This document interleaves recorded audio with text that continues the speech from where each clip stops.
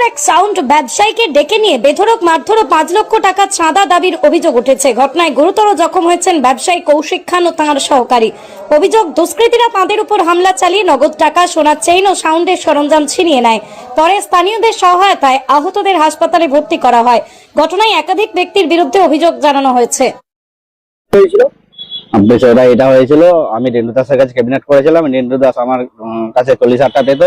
আমি বলেছিলাম যে ওকে বাবার বাড়িতে আসতে, তো বাড়িতে এসে টাকা নিয়ে তো বলেছিলাম, পুজো নিমন্ত্রণ করেছিলাম। ও বলেছিল আমি বাড়িতে আসতে পারবো না, অনলাইন করে দেবে।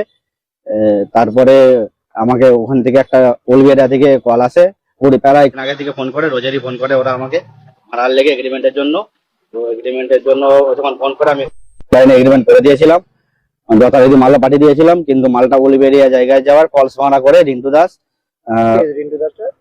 আর দাস ক্যাবিনেটের মালিক রিন্টু দাস দিয়ে ও ফলস মারা করে মালটা নিয়েছিল কোলাঘাটে আমার ও নদীর ওপারে।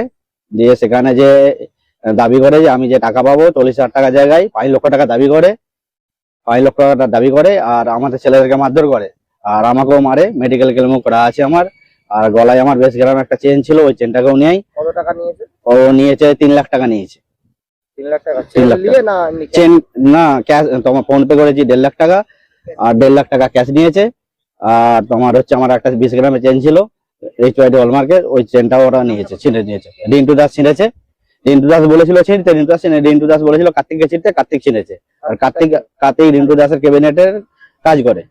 এই বিষয়ে কোনো পুলিশে অভিযোগ করেছে? হ্যাঁ, পুলিশে অভিযোগ করা হয়েছে। কোলাঘাট বাগনান থানাও করা হয়েছে, আর হাইকোর্টে কেসও করা হয়েছে। হাইকোর্টে কেসও করা হয়েছে? হ্যাঁ। আপনার নাম? আমার নাম কৌশিক খান, কেবি সাউন্ডের ওনার। বাড়ি? বাড়ি আগ্রাপাড়া পিংলাস, গোডাউন কালতাবাসকুড়ি, মেদিনীপুর।